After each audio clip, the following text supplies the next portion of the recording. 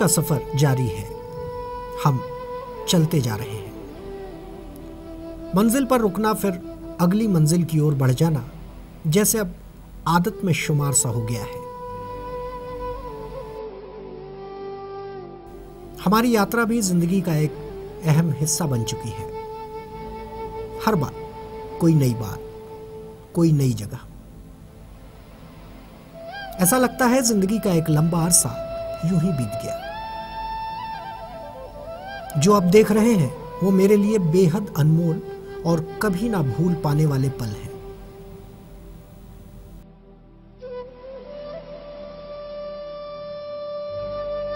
कोरबा जिला मुख्यालय से करीब 60 किलोमीटर की दूरी पर देवपहरी है।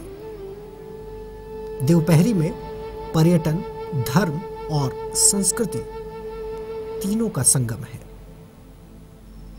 आज यात्रा की इस कड़ी में हम उसी ओर बढ़ते जा रहे हैं। रास्ता खराब है। हम अजगर बहार चुइया होते हुए देवपहरी पहुंचेंगे।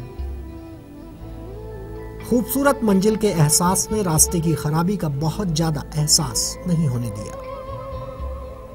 हम पूरे 1.25 घंटे बाद देवपहरी पहुंचकर उस कच्चे रास्ते की ओर मुड़ गए जहां गोविंद झुंझा नाम का जलप्रपात है। रास्ते भर गर्मी को चिढ़ाती हरियाली देखते देखते हम गोविंद झुंझा जलप्रपात के करीब पहुंच गए।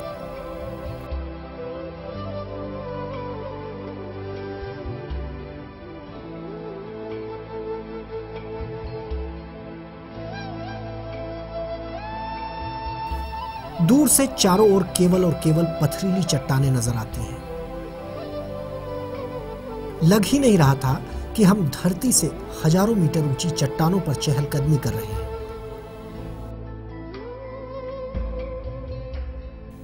पथरीली चट्टानों पर हरे भरे पेड़ कुदरत के अजूबे से कम नहीं है।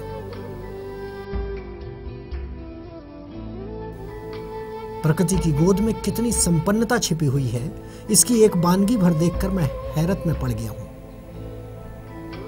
दूर दूर तक छोटी बड़ी चट्टानें और उनके सीने को चीरकर आगे बढ़ता जल प्रवाह इलाके की संपन्नता और प्रकृति के वैभव का यशगान करता नजर आता है।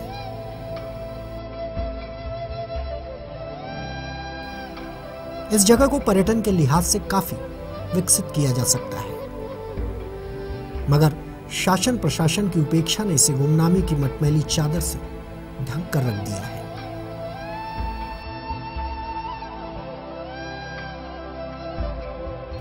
प्रकृति कितनी खूबसूरत हो सकती है, क्या कुछ नहीं है इस धरा की कोख में?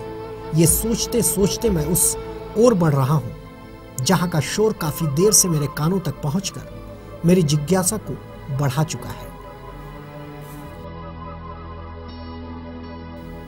चलते चलते शंकर भगवान के शिवलिंग पर नजर पड़ गई। यहां भी भगवान भरोसे ही नजर आए। डमरू वाले का त्रिशूल किसी शरारती तत्व की मेहरबानी से शंकर जी से बिछड़ता दिखा। हमको लगा भगवान है, इसीलिए इस वीरान और भयावह चट्टानों के बीच खामोश बैठे हैं। इनको देखकर अपनी भूल चूक की माफी मांगकर हम नीचे उतर गए। एक विशाल पत्थर पर भक्तों की आस्था ने शब्दों की शक्ल अख्तियार कर रखी थी। लिखा है देव स्थल। यहां इस चबूतरे पर कभी देवता विराजमान रहे होंगे, अब गायब है। जरूर किसी शक्तिशाली या फिर सिरफिरे भक्त की आस्था का देवता शिकार हो गए हैं। चलिए, कर्मों की सजा यही तय होनी है। यह सोचकर हम उस जगह के करीब पहुंच गए जहां का शोर काफी देर से मेरे कानों तक पहुंचकर मेरी जिज्ञासा को बढ़ाए हुए था।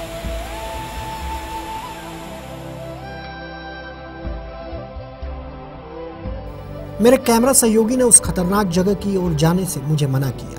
फिर भी मैंने एक चांस ले लिया और थोड़ी सी कोशिश में उस जगह पर था जहां से प्रकृति की खूबसूरती को बयां करने के लिए अब मेरे पास शब्द नहीं है।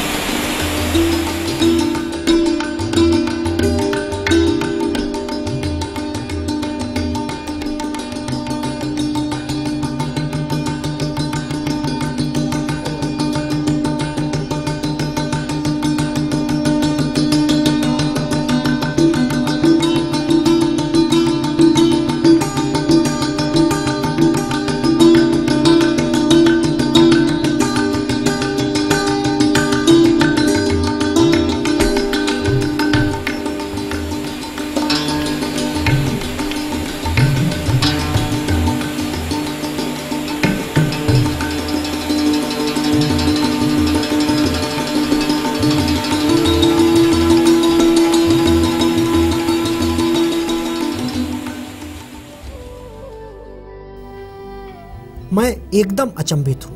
इस भीषण गर्मी में इतना पानी, जी कर रहा है इस तेज धार के नीचे जाकर बैठ जाऊं। वैसे मेरी आपसे गुजारिश है कि आप कभी भी देवपैरी जाकर इस जलप्रपात के इतना करीब मत आइए, क्योंकि इस खूबसूरती ने कईयों इंसानों की चीखों से अपनी प्यास बुझा रखी है। कईयों आत्माओं का इन खतरनाक पत्थरों के बीच समावेश है। मैंने जो काम किया है वो बेहद खतरनाक साबित हो सकता है, पर आप कभी ऐसी कोशिश मत कीजिएगा। कहते हैं चोरनई नदी का पानी अचानक बढ़ता है।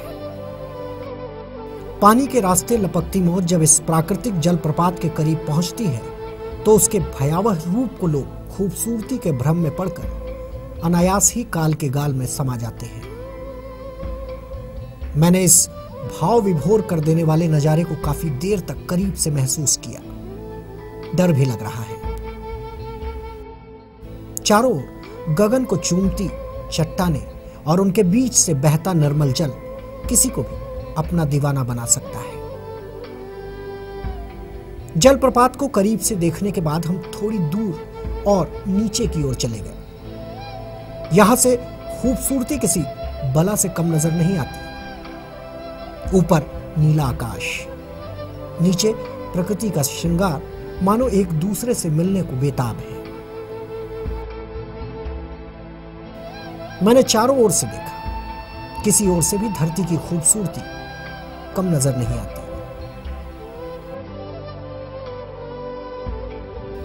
सोचता हूं कितना कुछ है जिसे इंसान नहीं देख पाता।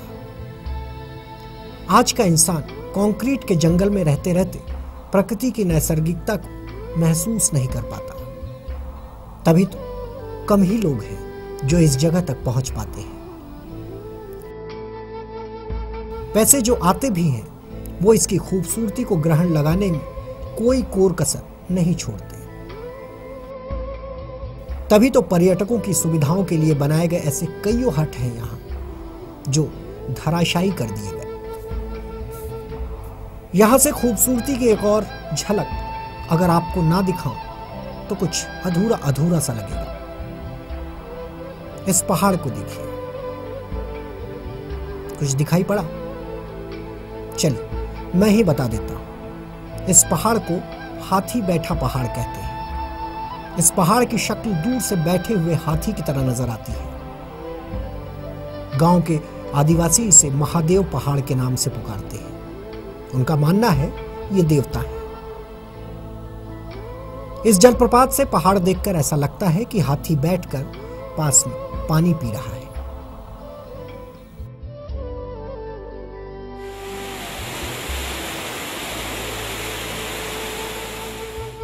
जलप्रपात के रास्ते चोरनई नदी का पानी अनवरत बहता हुआ आगे बढ़ रहा है।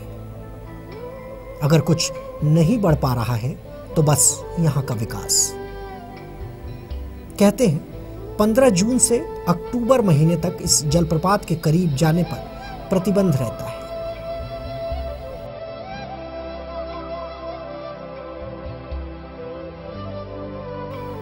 पर्यटक वैसे साल भर यहां आते हैं,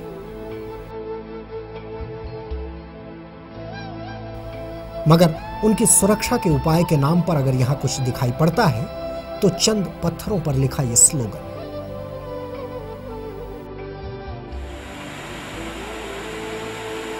यहां सरकार की मदद से एक स्टॉप डैम बनाकर पवन बिजली की उत्पादकता तो की जा रही है, मगर उसकी आपूर्ति का लेखा जोखा किसी के पास नहीं है। बेहद खूबसूरत लेकिन लापरवाह लोगों के लिए उतनी ही जानलेवा जगह को देखकर हम वापस लौटने लगे। कभी रेत तो कभी पानी में पड़ते कदम देखते ही देखते पत्थर की चट्टानों पर फिर चढ़ने लगे।